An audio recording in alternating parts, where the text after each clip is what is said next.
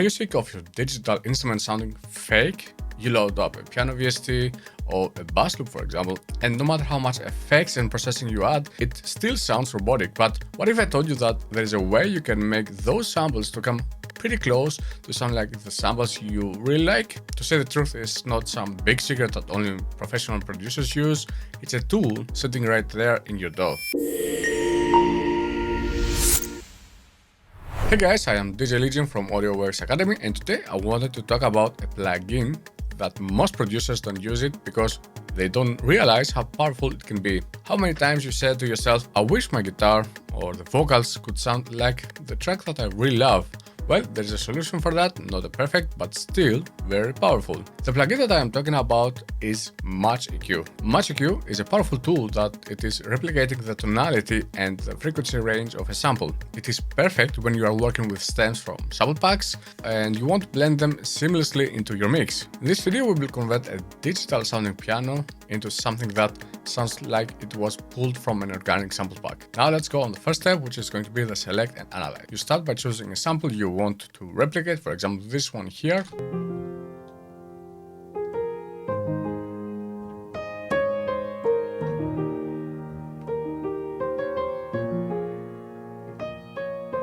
And then I have here the MIDI, this VST, and right now it sounds like this.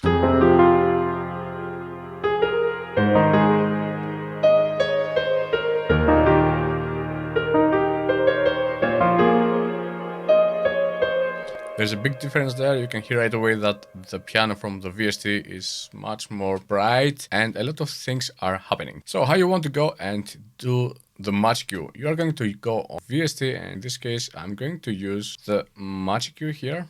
Really important is we are going to use the sidechain here, and we are going to choose the piano, which is this one here, the 142, as our reference. This will let the plugin to analyze both sounds and create an EQ curve to match them. Now let's go on the next step, which is going to be the learn and match. Now here we have on our guitar, we are going to enable the current and enable the learn.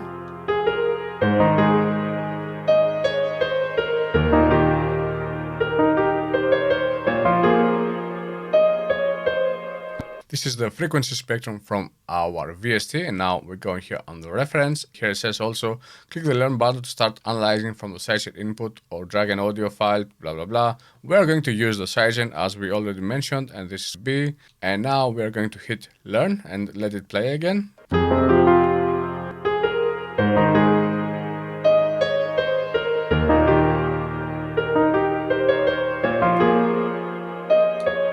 Then click again learn, and our next step is to go and click the EQ curve match. Now you will see that the EQ curves are just to replicate the reference sample's tonal characteristics. So if I go and let it play, it will come pretty close, I suppose.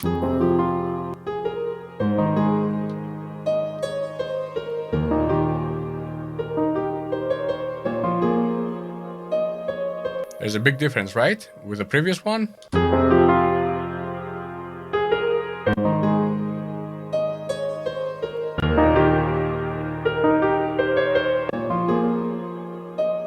And now if we go and compare it also with our reference.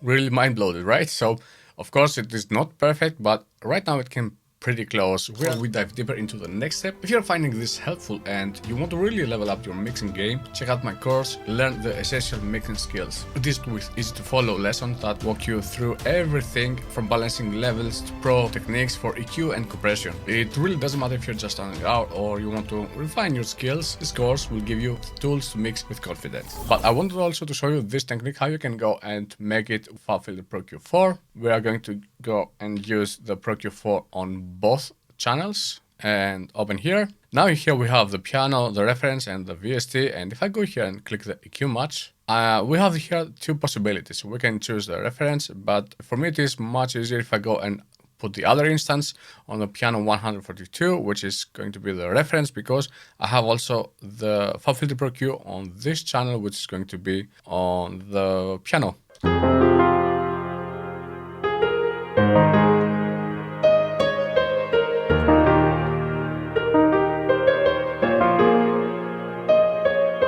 Again, we're watching that a lot of things are happening. Let's go and click the match. And here we have so many options that we can go and choose between, like 13 bands or from 0 until 24 bands. I would just go for today's tutorial and use only 14. Go and finish. And now let's go back, and we are going to see that these things are happening right now. And if I go and let play,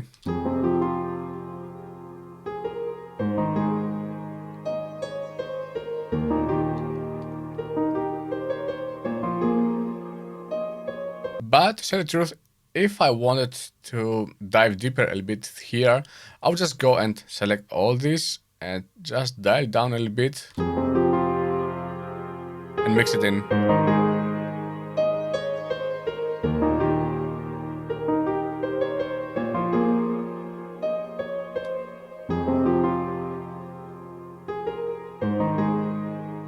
For example, here I would just go and take off this band because I found it is not using here something. It is not adding something. And now we have also this result. By the way, if you are enjoying this breakdown, make sure to hit the subscribe button. One of my biggest goals for 2025 is to reach 15k subs. So I think it is really impossible, to say the truth, but your support would mean the world to me. Plus, I have so much more to share with you this year, so you don't want to miss it. If you want to use the Magic Cube from iZotope Ozone 11, there's a workaround, because right now you cannot choose as a sidechain something. I would just go and put the Ozone 11 as a stereo out here on my master bus, and I would just go and capture first the reference, which is going to be the sample, and then I would go and capture again the VST, and as a final step, after satisfied here, I would just go and drag it back here on my VST channel. Now let's go and do something more challenging. Here we have two guitars.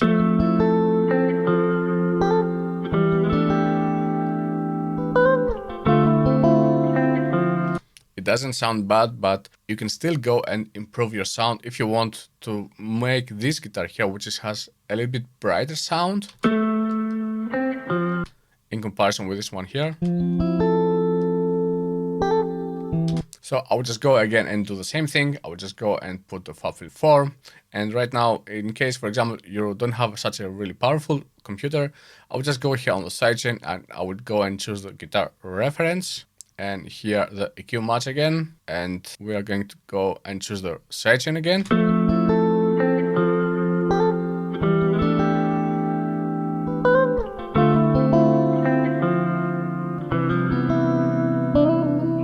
Now let's go and click the match, and again let's go and put it on 14 and finish, go back, and this is right now what we are having, what FabFilter Pro Q4 suggests.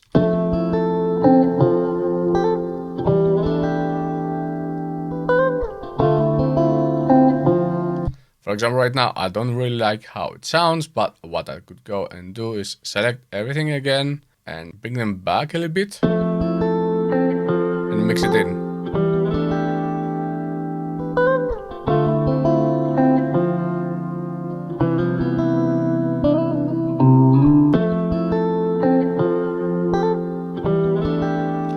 You can go also and deactivate some bands that you think that they don't work pretty well.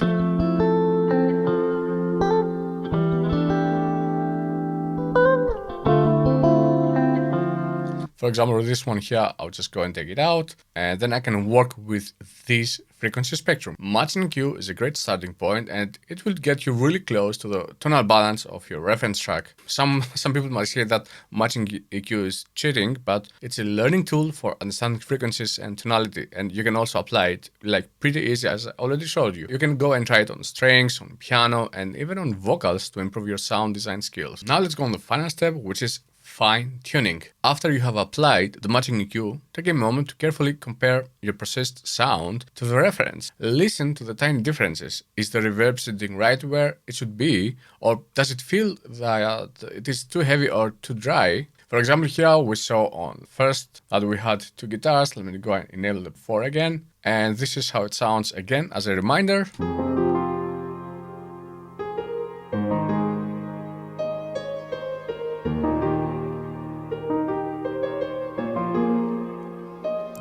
And this is the reference.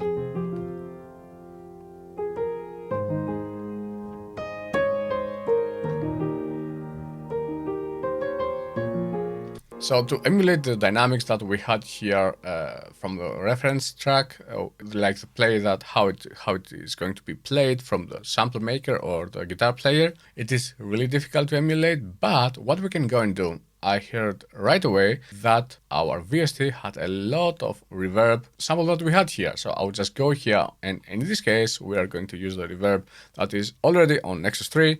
I'm going to dial it down, and then I'm going to mix it in.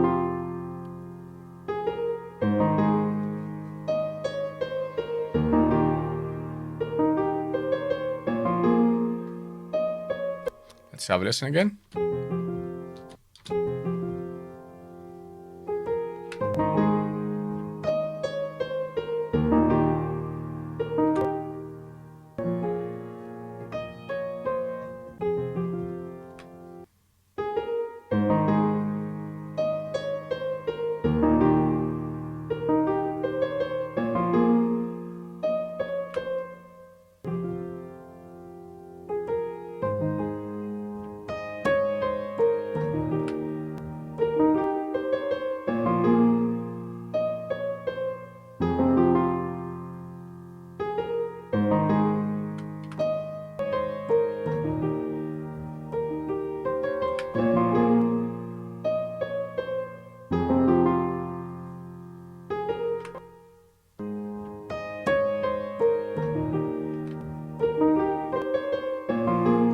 We are still not perfect, but we are much closer right now on our reference. If you want, you can go and dive deeper and to control the dynamics that we already mentioned earlier, if they are smooth controlled. And I believe that with a little bit more adjustment, it's going to match the punch and the flow of the reference. This step is where you take, in my opinion, your mix from good to great. But here's the thing, getting that perfect balance often depends on the order you process your sound. And what I mean by that, I mean the chain that you have on your instrument. For example, should your EQ come first, or is the compressor the better starting point? If you have ever felt stuck trying to figure that out, don't worry, I've got you covered. In my YouTube video, this one here, I dive deeper into how to decide which approach works best for your mix and why it can make all the difference. So if you want to find out, I will see you there.